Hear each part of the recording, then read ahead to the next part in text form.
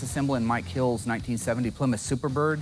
The guys won't be here for about an hour, so that'll give me a chance to raise it up in the air, do all of my documentation without being interrupted by them and their foolishness. There's two things I'm looking for underneath there. One is Lynch Road assembly line procedures and unique procedures for just the Plymouth Super Bird. And up here at the front on the K-member, you see an X. That X right there lets somebody know something on the assembly line. Whether it was that the steering gear was in place or whether everything had been torqued or checked, that X meant something. Here's where all the big stuff is. Big stuff. See the paint on the inside of that nose cone is running down.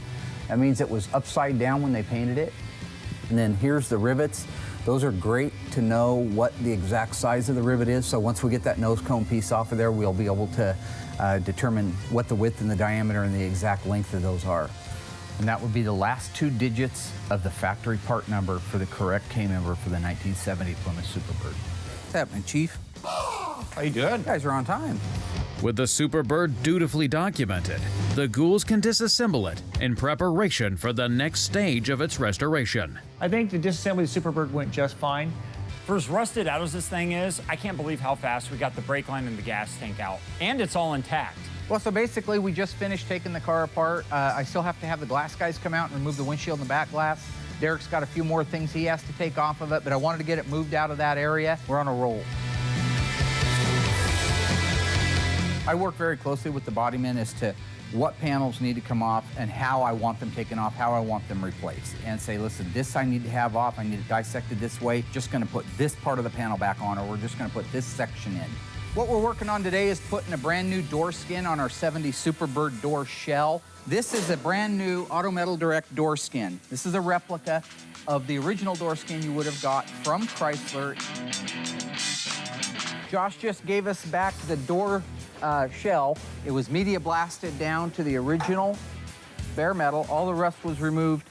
We have it treated on the inside and out. And so he starts it folding over, and then once he has it starting to lean, then he can get more aggressive. And he's gonna carry that on all the way around the door, full 360, till that skin is married to it like it's supposed to be in the right shape. Then he's gonna do his spot welds. At that point, that door will be united with a brand new door skin, an original shell, and we will have saved a good portion of that door. It's starting to look like a floor now, that big one piece. This, again, is the new Auto Metal Direct floor. It's a exact duplication of the factory one with all the factory provisions, including the drains, the hump for the shifter. When it comes to one of the single stage colors like our EW1 Alpine White on the Super Bird, any of these colors that don't have metallics in them, you can panel paint them. That means that you don't have to have all the panels on the car and walk around it at one time and do the paint. You have to with a metallic because metallics fall differently. So in the case of the Super Bird, that allows us, whatever panels are done first, we can start painting them. Now the car is in the booth. I go in there and make sure that all the holes that are supposed to be there are there, all the ones that aren't supposed to be there aren't there.